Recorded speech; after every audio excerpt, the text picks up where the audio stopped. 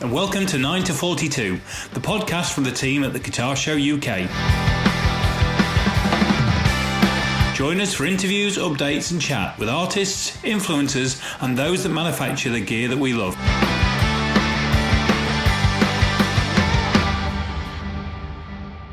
I'm flying solo today. Ant's not here because he's on holiday. So I'm going to do my very best Ant impression and go, hello, welcome to 9042, the podcast from the guys behind the Guitar Show UK. Hope I did that right, Ant.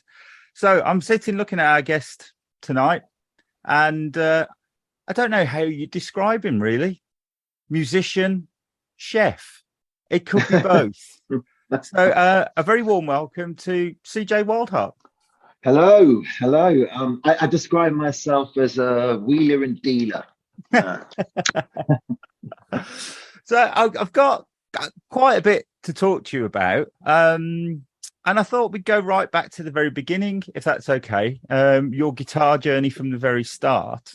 Yes. Because the first time I saw you live would have been Edward's number 8 with the Tattooed Love Boys. Right, that is going back. Yeah.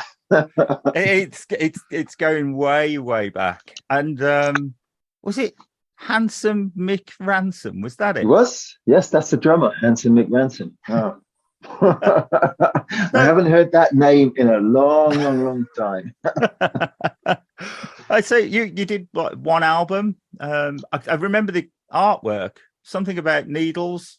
Yeah, bleeding hearts and needle marks. The album was called. Yeah, they actually made 2 albums. I only played on the very first one, and I mean, I'll always be thankful for that band because I signed my first record deal when I was like 18 in that band, and it brought me to London. From darkest Essex to London, and it put me kind of on the map a bit. It was the first time I was in like magazines like Kerrang and Sounds and Melody Maker, and it also made a guy called Ray Zell aware of me. Yeah, and he was the person who introduced me to Ginger, and from that day it all went wrong. Yeah. Wait, I wouldn't say it all went wrong. Quite a lot of it went quite right for quite a while, didn't it? You know what? The 2 things. The reason why I'm talking to you today, and the reason why I'm still making music today, and I'm not asking you if you want fries with your burger, is the Tattooed Love Boys, and the fact that I met Ginger and we formed the Wildhearts, and we made Earth Versus, our first album. It's the reason why I'm still making music today. It's the reason why Ginger's still making music. It's just that album enabled us to go on to do many good things. Yeah. So what was that like? Because, I mean, given that I was the right age to be in that scene at the time. In fact, I actually met you, I think, when you were a Tattooed Love Boy in the Marquee, because there used to be a pub in Birmingham called the Costermongers. I remember it, yes. Yeah. And on a Saturday, it used to do a coach down to the Marquee, and we'd go and watch like Birmingham's hopeful sort of sleaze, glam rock, whatever you want to call it, hair metal band, which at the time would have been either Suicide Blonde or Gunfire Dance. I remember them now. Yeah, and I met you backstage, and you offered to make me a curry, and I said no. Because I've got to get back to Birmingham on a midnight coach back. God, they were terrible coaches as well. There were no toilets, and we'd been drinking all night, and the driver wouldn't stop anywhere. So, but at that time, so you got the Choir Boys of Dogstamore and a load of other sort of bands. You were so different from them, but you were part of that scene, weren't you? But the Wildhearts. Are you talking the Wildhearts? Yeah, we were kind of that scene. Was very rock and roll and sleazy, but we came from that scene. But those bands didn't have any punk or metal or thrash in them. They're very kind of rock and roll, and whereas the Wildhearts, we took bits and pieces from like lots of different scenes, and my heart's always been kind of more punk You know, I've always had that kind of punk rock thing in me, and I dabbled with that glam thing for a little while, but it was only a few years. But yeah, it definitely wasn't for me. But I'm glad I kind of put my foot in that pond, because I've always had a thing about kind of looking like having an image, and you know, kind of going on stage and like looking like a musician, you know, because it's a lot. But you get bands who are kind of anti-image, and I want to walk into a room and someone will look at me and go, right, I kind of guess what you do, you know. There was a period where I looked like a footballer, but you know. I had money back then. So you're a bit different. I remember the first time I saw you play was supporting the Manics, I think, at Birmingham Uni. Yeah. And I've got a feeling that the two guys out of Soho Roses were in the band at the time. No. I mean, Pat and Jules were in early incarnations of the band.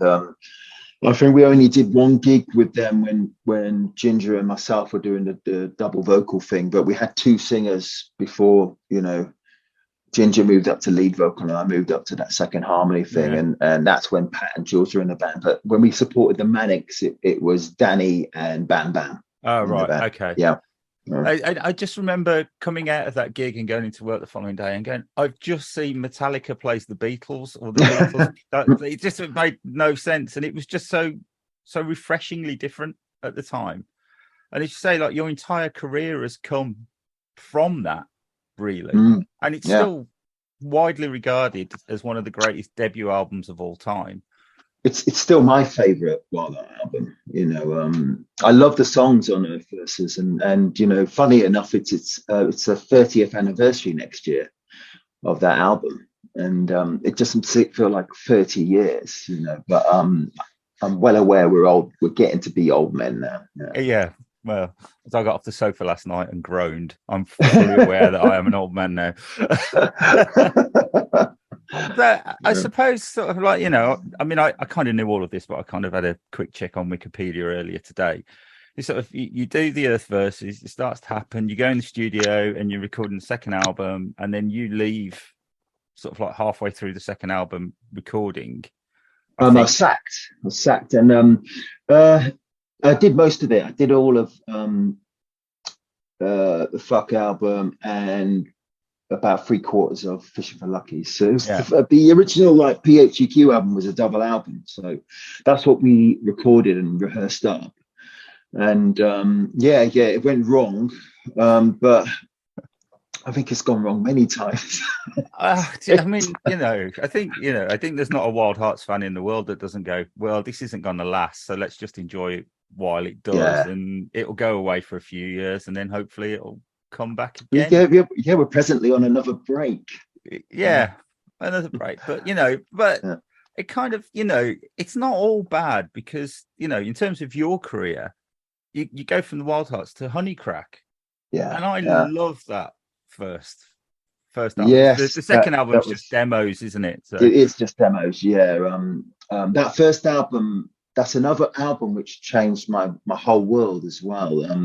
Because working the Wildhearts, we're a bombastic band. Ginger's a great songwriter, and we had kind of a unique style and sound. But with Honeycrack, those guys they're all studio heads. They're all like amazing musicians, all great singers, all great songwriters, and you could kind of hear that on the album, all the harmonies and the intricate parts. And I learned so much in the, I don't even think it was probably 2 years at the most. Like watching Willie work in the studio, hanging out with those guys, it set me off on my path to recording for myself and actually treating music like music and not like a party. But many people toured with Honeycrack and they said, you guys are even worse than the Wildhearts, but we were just better mannered with it. And we didn't fight. I loved the grip prior to Honeycrack. Yes, the grip, But I think it was the only thing I found with the grip is it was a bit light. I had the 12-inch in the album sort of thing. But I think when they put you and Willie together, it kind of had all the pop harmonies, but a bit of grunt as well. Yeah, I think that's why it worked with me and Willie, because I don't think he's really worked with anyone who has my kind of raw energy since. And it really brought out a good side, I thought, in Willie, because people like Willie, when you're that amazing, you have a tendency to kind of overplay everything and overproduce everything. So you need a bit of rawness. You need a bit of street, someone like me. And then, so, we moved from Honey Crack to the Jellies. And I love the Jellies. I really did. That pop punk thing's always been really close to my heart. So if I could go back and redo the Jellies, I'd make them a bit harder. But I've always been a big Descendants fan, the US punk band. Big fan of them, since I was about probably 14, 15, and I've always liked American punk rock, and so the Jellies was kind of a bit of my ode to the American sort of pop punk thing. But it's again, that punk rock thing's always been inside me. So yeah.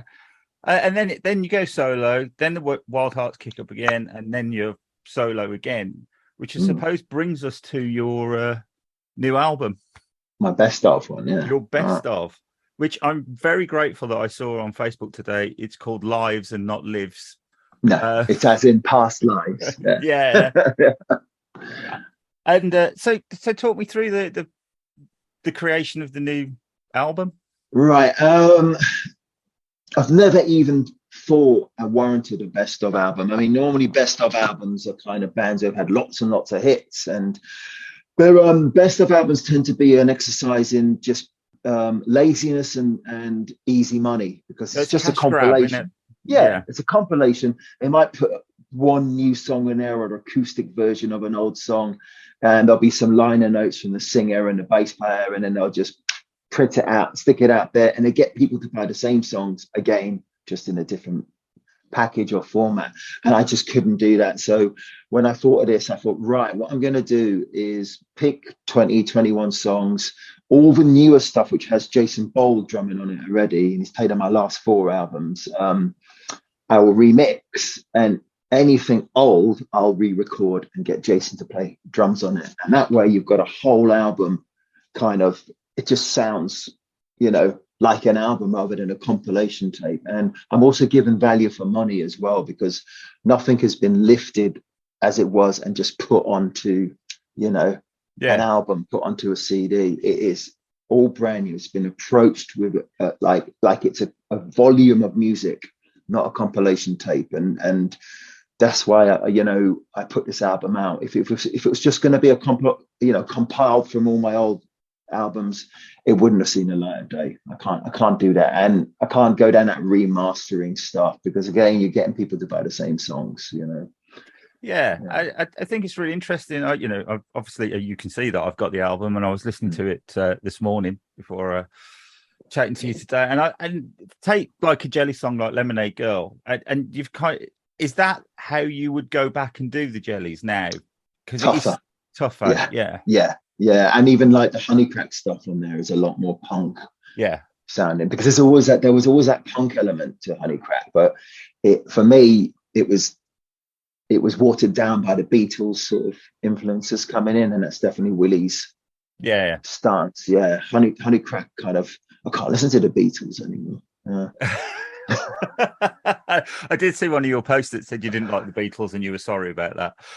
I like elements of the Beatles. I just don't listen to them, and I'm not a fan. But I like the stuff people love about the Beatles, but I wouldn't listen to them. No, I mean, it's just not. It's not my cup of tea. I like the Who. I think the Who. Yeah, they're kind of for me, the Who were a lot more what's the word? I mean, I thought the Who molded the whole shape of rock, and what Townsend did with keyboards was revolutionary. Yeah, absolutely. Yeah. So, going back to Jason, I used to work with Jason. We both. We both Lidl. No, I think you get paid better at Lidl. We both used to teach at BIM Bristol. Oh, right. I had no idea. No idea, Jace. Jace, he is one of the greatest drummers out there, and the fact that he actually wants to play on my stuff. I mean, he's just he says I push him when he does my stuff because of how punk it is, and it's not a style he naturally plays. And I get him to do like double like snares, which he would never do. Can you imagine like Bullet having double snares? And there's tons of rolls on the snares, and which he doesn't naturally do. And he likes it. He likes that. He loves my songs, and he likes that my style is slightly different to what he would normally play. And I take that as an honor. It's such an honor having someone of his standard who wants to play my music. It's amazing. Oh, he's a phenomenal drummer. He's a really, really loud drummer as well. Yes. Yeah. I used to teach. So I was teaching, unsurprisingly, event management. Downstairs, and Jason was above me in the drum room teaching drums upstairs, and all I could hear for the hour and a half lecture that I was delivering was just this like thud thud thud thud. and I went upstairs to like mate, can you just turn it in? And all the students are on Roland V drum kits. Jason's got this massive acoustic kit, and he's just like flailing away.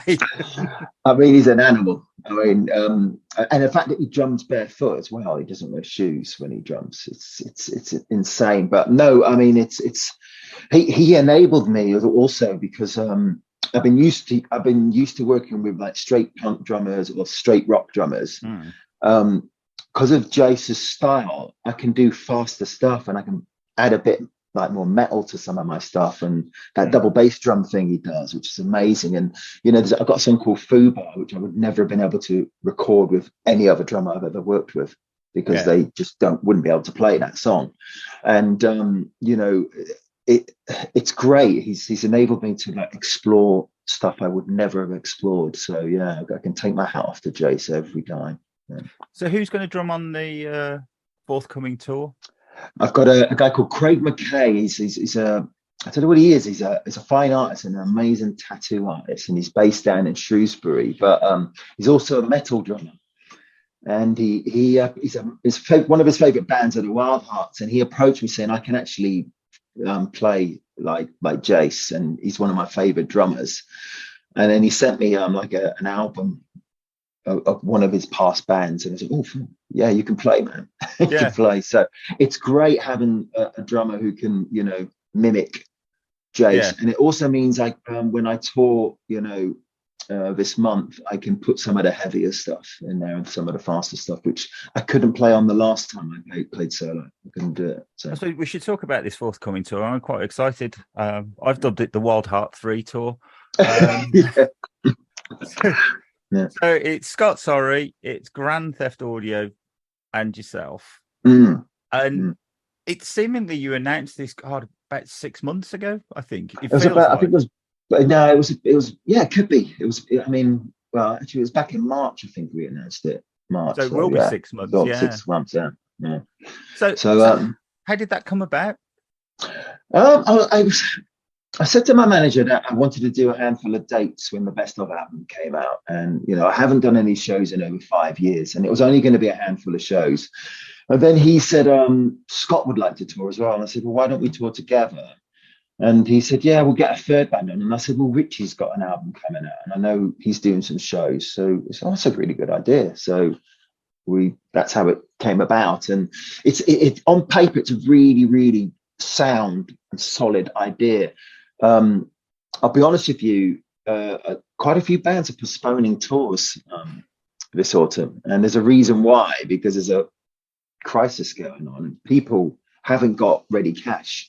And I mean, literally my energy bill trebled yesterday, and I'm like, oh, Jesus, and I live on my own. I have my 7-year-old son I co-parent, but I live on my own in my 2-bedroom flat, and my energy bill trebled, and it's just like, well, the first thing you're not going to do is eat in restaurants or go to the theatre or go to gigs or go to the cinema, and so it's nice to be considered a luxury, but yeah, all tours are kind of suffering at the moment. But I couldn't postpone this. I couldn't cancel it. I pressed the green button, and we're going ahead. We're steaming ahead. And, you know, as I said before we started the interview, it's amazing that Scott and Richie are joining me on this tour. You know, they're like my brothers. We haven't toured together in years, and all three bands are on a tour bus as well. So all of you on one tour bus? On tour, one tour bus, one big double decker. So it's going to be great. Really good. Yeah. So what's the running order for these gigs? Is it the same every night, or do you kind of move it around? No, it's the same every night. I close Scott in the middle, Richie's band on first, and then myself, Scott, and Richie will come on and do an encore, and we'll knock out like 3 Wildheart songs. Oh, amazing! Should be great. We'll have like some members from the other bands as well. We won't play as a 3-piece because we kind of need that. You need the dynamic and you need the vocals. Yeah. So, but it the nucleus of the encore band will be myself, Scott, and Richie. So it'll be brilliant. It's quite a few dates as well, isn't it? It's what is it? About Yeah, it turned out I only wanted to do about 5, and it's turned into 12 shows. Is that Gav's fault? Yeah, and promoters' faults, but I think they're bit off a bit. I mean, they didn't really preempt what's happening in the world at the moment, and I did. One thing I always do is I because I've always worked as a musician, I'm working as a solo artist, where, you know, my solo albums I record most of the parts myself, and the only other musician who normally comes in is Jace, and I record on my own in my home setup. And then I take everything to a studio and I work with Dave Drake and we mix together. But I do so much on my own that it enables me to make a living. Yeah. You know, if I start bringing in other people and I have to pay other people, then I start losing money.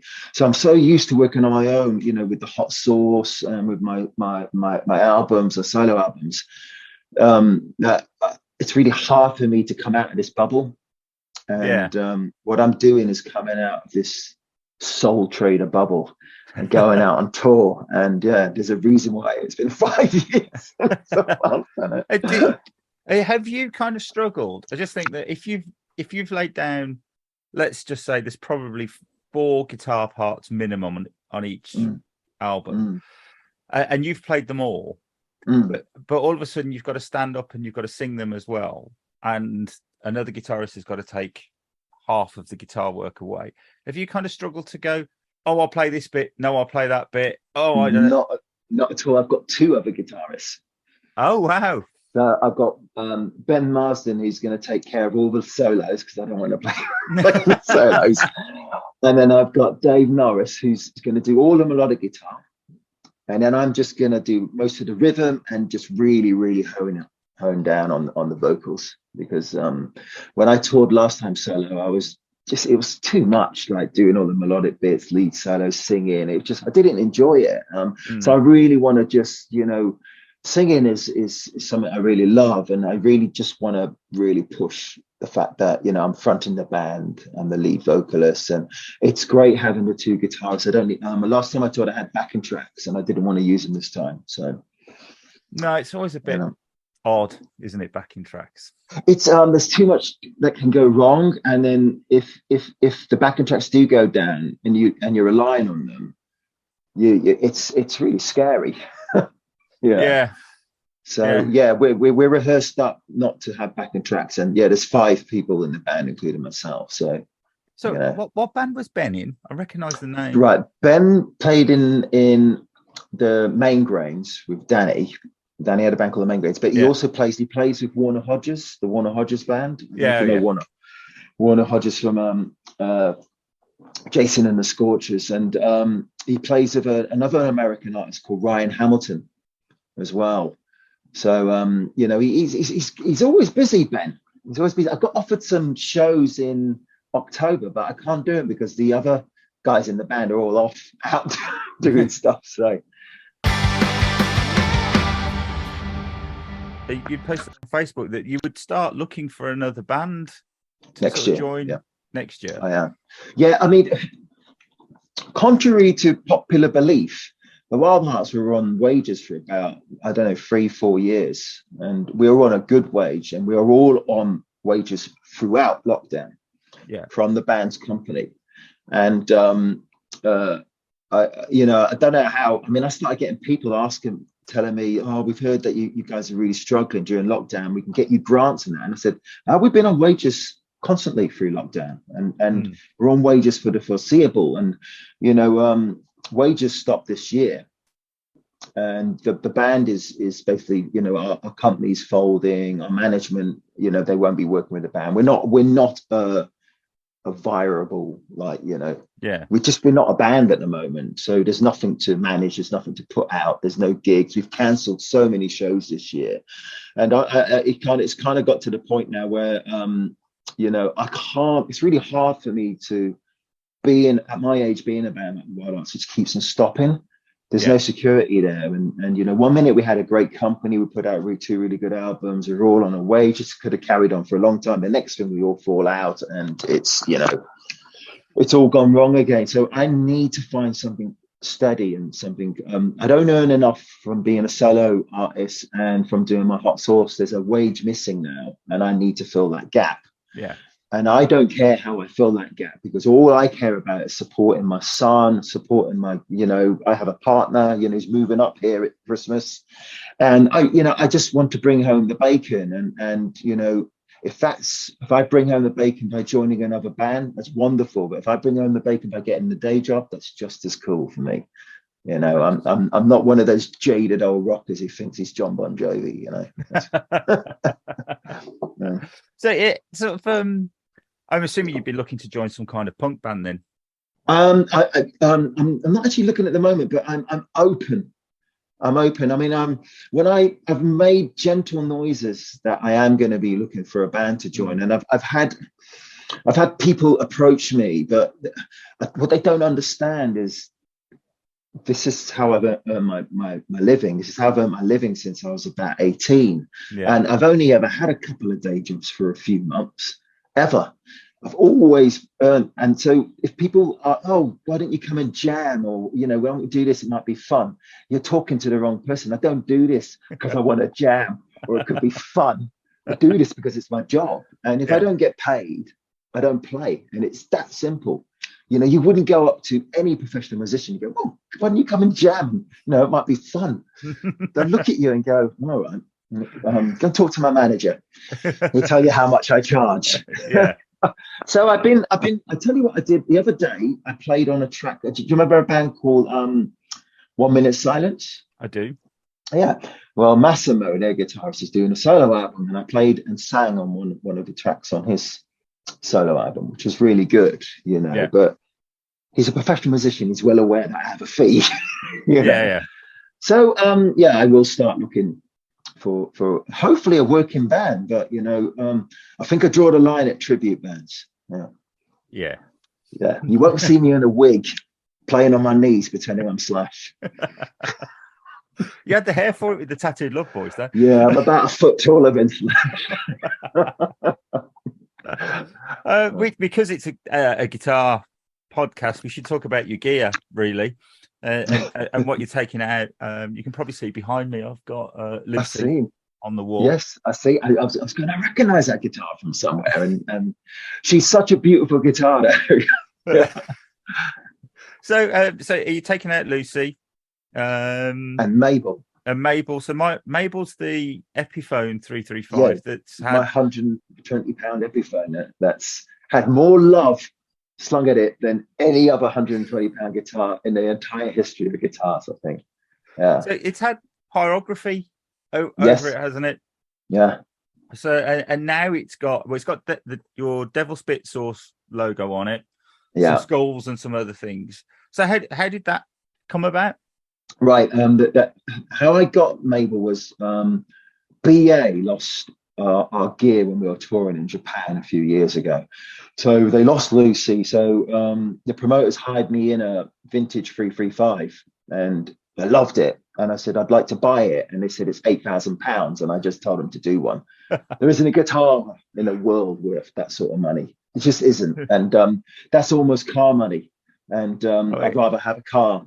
Yeah. And I've never been I'm not that fussed about guitars. I have the guitars I use. There's a reason why I've had my Lucille and my Les Paul since like 1990, 91. I've kept them, and I've always used Lucy because I don't want hundreds of guitars. I have a guitar that is amazing, and why would I want to use any other guitar? So I have about 6 guitars, and they all get used. Yeah. And so 8 grand for the 335, and I said no. So I went the complete opposite, and I got the cheapest piece of crap I could find. I found this Epiphone. Guy wanted 120 because he was going on holiday and he wanted some beer money. It turned up at the studio and we opened it, and they all went, God, that's a really nice little guitar. Even if it doesn't play well, you can just put it on the wall. Yeah. So I got it set up. I got some bare knuckle pickups dropped into it, and I got it filled with acoustic padding, and it's just the most amazing guitar. It's incredible.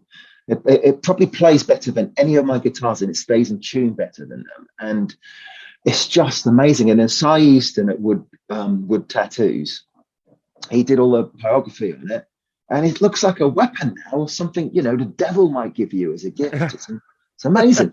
Yeah. All So, from yeah. 120 guitar, you know, 120 guitar. Yeah. The thing is, I've always thought about those Epiphone because I used to gig with 2 of them, a red and a black one, and they're pressed maple, basically. You know, they're put in a press, it's pressed, and that's the shape of them, and so they can't be any different to a Gibson version because they're going through the same sort of process. Yeah. The only thing like you, I changed, but bare knuckle weren't in existence back then. I changed and put Seymour Duncans in mine, and I changed to put Graph Tech saddles on it because I kept breaking strings all the time. But I gigged those for years. I thought they were really good guitars. But you get guitar snobs, don't you? Who look down on you know, people using stuff like Epiphone and that. And I did it. I was trying to prove a point, you know, that there's no way I'd ever pay that sort of money for any guitar, and so going really cheap. But I've been really surprised at how good this guitar is, but I've been told by people who buy cheaper guitars that you get lucky ones. Yeah. Okay. Yeah. One will get through, and I know friends who have 335s, and they've played my Epiphone, and they go, it's a better guitar than their Gibson. Well, I had a Lucille. I had a black Lucille that I got for my 50th birthday, and it sounded amazing, and it played well, but it was heavier than the sun. Yeah, I like that. I had to get used to how light that Epiphone is. Yeah. And I in the end, I just had to, and I'm not a small human being either, and it was just like, this is just too heavy. So in the end, I had to chop it in, and bought a hollow Gretsch that's considerably lighter. I tell you, whoever picks up like Lucy, the first thing they say is like, Jesus, they weren't expecting it to be that heavy, because they thought the whole thing was just a hollow body, and then they go, how do you jump so high with that? Yeah. Guitar. Yeah. So you can definitely jump higher with the Epiphone. You're not so weighted down. Yeah. So you're still young enough to be able to jump high on stage, right? Our tour starts a week today. I've been dieting and exercising for about 2 weeks now, 2-3 weeks, just to get ready for this tour. And, you know, I'm 55 in December, and I never wanted to be one of those unhealthy older guys who just can't really move on stage and stuff. But I've never had to prepare so much for a tour in my life. So, you know, the years are catching up. But I don't drink, I don't do drugs, I don't smoke, I don't drink caffeine. You know, I'm so straight edge now, and I couldn't imagine going on tour getting pissed and wrecked every night. I just wouldn't be able to do it. That's just a young man's game, isn't it? It is a young man game, but unfortunately I'm surrounded by lots of old men who think they're young. So are you taking out the Marshall, is it JMP 100? Yeah, JMP 100H, because I do a few different heads. I used to have 2 100-watt JMP master volumes, 72 or maybe 73 heads, and someone has them. And I don't know who has them, because I moved to Japan and I started using Mesa Boogie, and I don't know where all my old vintage Marshalls are, but they're worth a lot of money now. And someone's pinched them, you know. swings and roundabouts. I'm fortunate that the last time I actually spent my own money on a guitar was £120 every. Last time I actually bought a guitar with my own money before that was 1989. Wow. And I've never physically ever bought an amp. They've all been given to me or bought for me. So nice. If you don't actually pay for something, it doesn't really belong to you, does it? No, not really. It's the joys of being in. Well, we created an illusion that we were rock stars, so people gave us. But the entire music industry is only built on smoke and mirrors anyway. It is, yeah. But I was lucky enough that also back then everyone was giving you stuff. I had an endorsement deal with Gibson, and I didn't actually own a guitar, so they couldn't believe it. So I signed endorsement. I didn't own a guitar, so they used to lend me guitars all the time. And then when the Wildhearts signed to Warner Brothers, I was given £1,000 to go and buy a guitar because I didn't own one. So I went to Gibson. I went, I've got £1,000, and they just loved that I didn't own a guitar. So they sold me an Epiphone acoustic, which I still have, a Junior, Les Paul Junior, and my black Les Paul for it was about £800. Jesus. Yeah, because they said, "Oh, keep the other 200 and take yourself, go out for dinner." But they just thought it was great. I had a deal with them, and I didn't own a guitar. So and then my Lucy was bought for me as well. So that's why I don't spend money on guitars. No, you've never had to. No. Unlike me with the collection behind me, I've had to pay for all of those. Yeah, so I've got my two Marshall amps, but they're renamed. One's called Mbongo and the other one's called Brown Sound. And I name everything. Well, yeah, because I've got written down Greta, which is the name of the Les Paul, isn't it? But I couldn't find the name for the Hagstrom. It's called the Hag. Obviously. Yeah, just the Hag. Yeah, but they're all named after older ladies. But you're right. This is the God's honest truth, right? I went into my locker and I went, "Oh, there's all my wireless packs." So I'm taking them to the studio because I don't know how to set them up.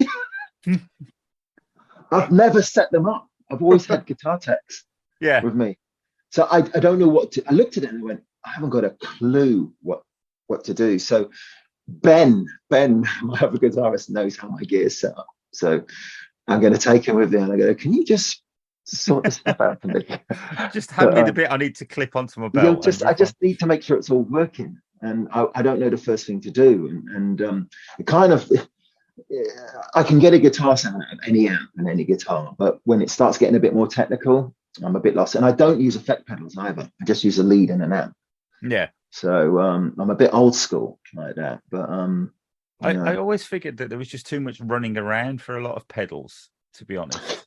I have a lot of friends who use pedals and they're always like tap dancing, and I use a lot of effects in the studio, but when it comes to live, I want it as simple as possible and I want the least amount of stuff to go wrong. So when you're recording at home and you say you use a lot of stuff, are you recording the guitar in the box? So you're using Guitar Rig or something? Yes, Amplitude. I use Amplitude. I use Amplitude for all my guitars. I use the Soldano Slow 100 amp in Amplitude. I've used that since I've started making like solo albums. And then for bass, I use the Ampeg SVT. A guitar, I use 3 channels of bass, 3 different amps, kind of stacked. So I get that gritty. Obviously, that's what you need. 3 lots of bass. Yes, 3 one's clean, one's really dirty, and one's a bit dirty. And you mix them together, and then I've got a 45-pound Squier Position, which it's the only bass I've ever used. And a lot of people ask me how I get my bass tone, but that's what I use. A Squier Position. It cost me 45 quid, actually 42 quid. It cost me. Wow. And so what are you recording into? Is it Logic? Cubase. Cubase. Yeah, Cubase. And Dave Draper, who I mix with, he uses Cubase as well. So everything just goes. It's what I learned on. I was given a Cubase program, and that's what I learned to record on. And I've never really. I mean, it's not really what you record on; it's what you're recording, isn't it? Yeah. I mean, they all fundamentally do exactly the same thing. They do. I moved from Cubase a because I got given a copy of Cubase, which is why I started using it. Yeah. And then I moved to Logic because the old version of Cubase needed updating, and I was kind of using GarageBand, and Logic was just an extension of that anyway. And it's just going, where is it? Where is it? Because they're called something slightly different. Yeah. Yes. Yeah. You know. But you get Pro Tool snobs as well, don't you? Yeah, we do. Yeah. Yeah, and I say to them, it's not what you're recording on, it's what you're recording, you know. And you know, it's what I love about the modern age is how easy it, if you know how to do it, it is to put your music down and get it down. And I love younger musicians. They're so tech savvy, aren't they, with everything? I think, it's brilliant. Oh, it's just, I've still got my original 4-track that I have. Yeah. And I haven't thrown it out because I've got like a huge pile of cassettes where all of the ideas that I wrote kind of went down on the 4-track sort of thing, and I've got no other way of playing them other than 4-track. I'm not a hoarder, so if I'm not using something, it goes. Yeah, I don't. It's like books. If I read a book, I never keep it. It goes to someone else. And where my girlfriend, she's got so many books, and see, I love. Well, as you can see behind me, I see, because if I'm not going to ever read it again, I want someone else to read it. You got to spread the love, share it. I get that, but I also I like them. So I do you like licking them, like kissing them, and like rubbing them? Yeah, usually, yeah. But actually, they're really good in this room that I'm in because they perform, the sound disruption kind of thing. Yes, yeah. I never thought about that. I've got a huge collection of porno mags, jazz mags. I might line my walls with them. Yeah, do that. So I've only got sort of one more thing really I wanted to talk to you about, which was Devil Spit, which we've mentioned, which blew my mind when I had some. It was the hottest sauce I'd ever eaten. So how did that come about? Devil Spit's like my baby. It's my I love it. I love hot sauce. It's based on my mum's hot sauce recipe because my mum always used to make her own hot sauce, and ever since I was a baby, I've always seen her put in either chili or hot sauce on everything she eats. She's from the Seychelles. My dad's Indian, but he's from British Guyana, which is part of the West Indies. So curries and sauces and spice, it's massive in my family. So I grew up, by the time I think I was probably about 8, I was putting hot sauce on everything as well, just like my mum. So I had a chance where I had an album called Mabel, and a local hot sauce company said, would you like to make a signature hot sauce? And I said, yes, but it has to be my recipe. It'll be based on my mum's recipe. And they said, fine, come down and we'll cook up a sauce. And that's how we came up with the original Devil Spit. And now I've got about maybe 7 or 8 different types of sauces. And it's just gone on from there. I mean, I don't sell it often. I sell it twice a year. I have my shop open for about 10 days a pop. Yeah. So it's probably the hardest hot sauce to get hold of. But people love it. And I think if I wasn't making music, I'd let the hot sauce take over my life. And it could be something I could probably do full time if I wasn't, if I didn't want to be a punk rocker. It's funny. I did. I went for a curry with Bumblefoot that was in Guns N' Roses. And, I don't know him personally, but I do. Yeah. So he came and did my guitar show, and we went for a curry on the night. And we're in Birmingham, so we're going to go for a curry. And so he has a really hot. And then he brings out his own Bumblefoot hot sauce and puts that on top of the curry. Yeah. I used to walk with it was like a little bullet thing with a screw on top. I used to keep Carolina Reaper powder in there.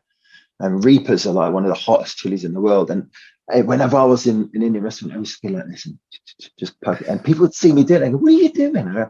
I'm adding my own hotness. This is a vindaloo. And I went, yeah, but I want to take it up a few notches. So they'd see me do it, and then they'd start going, have you got your little bullet? Like, yeah. And they'd start putting it on there. So I'll show you one quickly. Oh, what's this? Okay. I got this. It's like Have you seen the one chip challenge? No. It's one like kind of Dorito chip, which is just, I think it's just slathered in the hottest like spice, as hot as chili you can get, and you're supposed to just pop it in your mouth and eat it in one go. Right. And I'm taking it on tour with me, so yeah, I'm either going to do it or someone will do it, and I'll film it, because I'm making a tour movie on this tour and recording a live album, and so we're getting 3 of the shows recorded by a film crew, and there's going to be 2 of them recorded audio as well. So we're going to have some, because we don't all do drugs and get drunk anymore. We've got to figure other ways to make us look like crazy idiots. Like one of these. Brilliant. So I assume next year, because you've talked about the Split album next year, which is half pop punk, half hardcore punk. Yeah. And then there will be the live album and DVD. The tour movie. Yeah. Yeah. And a few more hot sauce sales, and then hopefully I'll join Europe or some other band. I can't quite see you in Europe. It wouldn't work. It wouldn't work. Someone would end up dead. Yeah. And it won't be me, will it, Joey? It's been a real pleasure to talk to you. Thank you. I'd like to wish you loads of luck for the tour. I'm really looking forward to seeing all 3 of you. It's gonna be so much fun, man. I take it you're coming to the Birmingham show, yeah? Yeah, so it's September the 20th, I think. I have no idea where. You get on a tour bus and you just go with the flow. It'll be Richie's hometown-ish sort of show. Yeah. Oh, you said you know Richie. How do you know him? So a long time ago, I used to work for the NEC, and I used to do this music event for the NEC. Yes, that's why I know. That's why I know you. Yeah, because Richie's done it a few times. So wasn't Ginge supposed to do it like at some point? So Rich did the NEC show. He did twice the drum clinics for me. It was really funny because the first year I had to really, really persuade him to do it.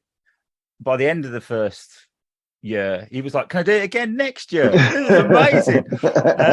And so I got Grand Theft Audio to reform and play at the show. Brilliant. Because it wasn't my money, so I could spend the NEC's money to get them to do something I wanted to watch, basically. Right. Oh, that's great. And then Ginger was supposed to do the guitar show this year with me, but unfortunately got COVID the week of the guitar show. He was going to play with the Sinners.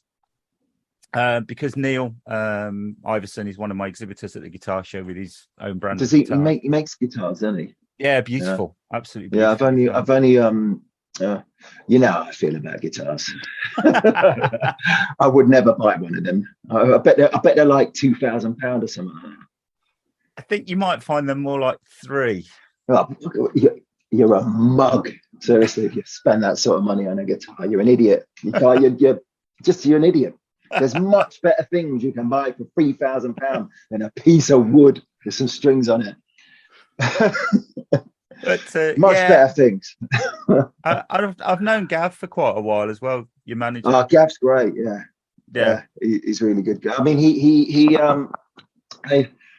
I always need someone to take care of kind of the like the websites and booking shows and stuff like that, and sorting the money out, because I just can't do too much. I'm so busy all the time that if I didn't have Gav, I think I'd have a nervous breakdown. It's I just never stop working, and but it's the only way. It's the only way you can survive being like the type of artist I am. I don't have a label or anything, So it's one of the things that we teach when we're lecturing at BIM.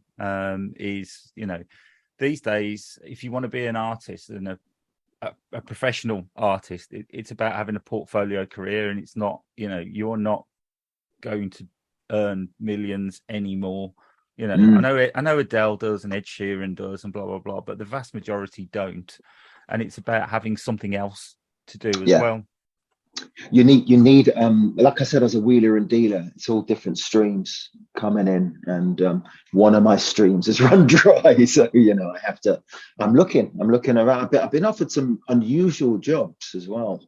I got offered a merch job, being a merch man, but I can't go on tour with bands who know the Wildhearts, because the fans would come up and talk to me. on the merch. But the money's amazing. And then I've been offered stuff with like the Alzheimer's Society and my dad's old home, because both my mum and dad my dad had Alzheimer's, he passed away. My mum has Alzheimer's as well, but his old home offered me a job as well. So I part of me think, career change, maybe do something for the soul. Have you thought about lecturing? What, who, like unruly children? No, I mean, I work for BIM, and we lecture we do lectures in all kinds of things. We've got a music business degree, we've got event management degree, we've got performance degrees and stuff like that. I tell you what I'd be good at, what not to do. Well, quite frankly, they need that kind of advice. It's I did some lecturing at Harrogate College when I first moved to Yorkshire, and but basically it was the film and art sort of department, and some of the students designed T-shirts. A bunch of the students made a video for me, and the other ones were doing like adverts and marketing and stuff like that. It was horrible. When you're talking to Jason, ask him about it, because he did it for quite a few years. In fact, the reason why I started doing it is I booked This Is Menace, which Jason played. Yes, great band. And it was Mark Claydon from Pitch Shifter who was the bass player, and he was the principal of BIM Bristol. Oh, right. And he just called me up and he went, "You ever done any lecturing?" And I went, "No." He said, "You ever thought about being a lecturer?" "No." "You want to come and have lunch?" "All right then." I'll put that on the back burner. I am, one of the reasons why I don't sell my hot sauce all the time, because it takes over my life when I do sell it. So a lot of people are saying, "Why don't you just do the hot sauce thing, full time?" And so I'd love to. I mean, it's my hot sauce is cool, it's just something really cool about my hot sauce. And I kind of, if I wasn't doing music, I'd love to be doing something with food. Yeah. Full time. I mean, I suppose there's a chance that you could kind of push it, and you start actually getting into supermarkets and so on. I don't think I'd be able to get into supermarkets, but I think I'll be able to. If I did it full time, I'll be doing all the chili fairs and stuff like that. There's too much satanic. This is very true. It is quite. And satanic. supermarkets, just people are still scared of the devil. Yeah. It's really weird. I mean, I've tried to get it in places up here, and they're like, "No, we can't have this." They're just too Christian and too straight and too conservative up here. And then when they turn it around, and one of the warnings says, "Caution: this hot sauce might make you bleed from the anus." Oh my God! It's suitable for gimps and goats and lubrication and sex parties and devil worship. You can't.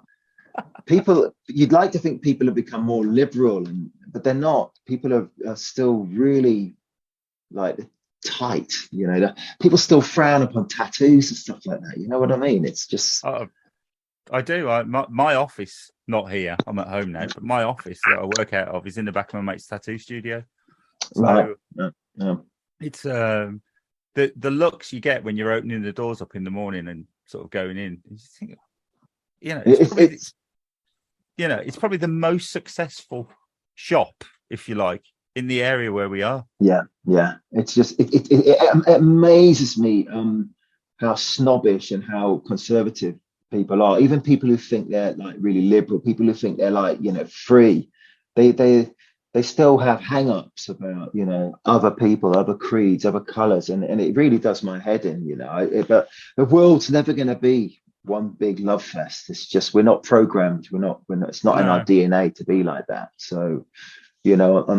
Unfortunately, this is the world we live in, and it seems to be getting worse at the moment. Yeah, it really does. Which is a terrible way to end a podcast. But yes. Right, I'm going to go and get some therapy now. Thank you very much, Jason. No, thank you. It was great. I will see you in Birmingham. Excellent. And good luck. Thank you very much. Come up and say hi as well. Yeah. I'll try and get backstage because I know Rich. So Yeah, I'll send him a text. you'll see us. We'll be doing lines of coke off the table. Oh no, sorry, no, we'll be drinking decaf coffee and praying to Jesus. And eating stupid crisps. Yeah, couscous. Take care, man. All right. See ya. Bye-bye. Bye-bye.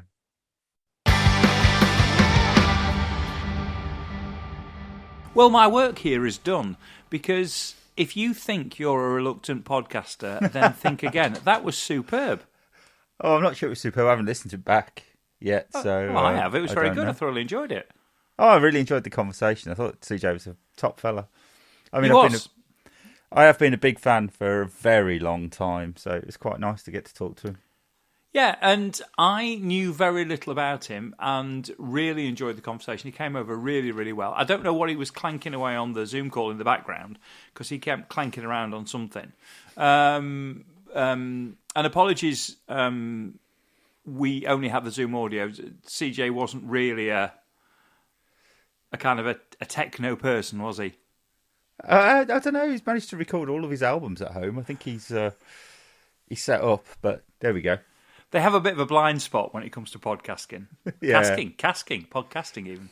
But no, it was great. I thoroughly enjoyed it. I thought it was a great conversation. And when this goes out, which is Tuesday morning, well, like tomorrow, I'm going to see him tomorrow night.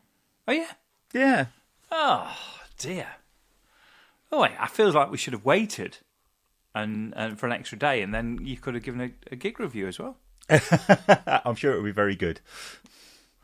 We must thank our friends at Focusrite. Yeah, cheers, Focusrite. The lovely chaps that they are. They've not done anything for me for this episode, but they've done a lot for you in terms of your recording through a Scarlett 2i2. I am indeed. It's blinking away as I speak. It's blinking away. Thank you as well, by the way, for saying I had a radio voice. You have. Which I don't know. I don't think that's in the recording, but it's definitely in the outtakes. Oh, right. Okay. This is the bit where I tried to do an impression of you at the start in. Yes. I thought that was great. I thought that was really good. You before you start the conversation, because obviously Jay sent me the files, and I get all the bit of patter. In fact, the bits of patter before you start a podcast recording are normally the best bits, actually. So I got the patter beforehand, and you described me as somebody who had a radio voice. Well, that's very nice of me, isn't it? It's very nice of you. Very nice of you. Which means that I was very forgiving of your impression. Thank you. The crazy thing is, we're just about to record the next one, aren't we? We are. We're going to talk to Ken Haas of Reverend Guitars. In about 10 minutes. 10 minutes. So we better stop this recording, save this. Those files. Yes. And open up a new file. And open up a new file, because we just don't sleep, do we? No. Full on rock and roll. Right. In which case, you'll hear from us, in about a fortnight you'll hear from us tomorrow with this. We hear from Jace. And then in a fortnight with Ken. Yeah. Cool. See you later. Bye. Bye.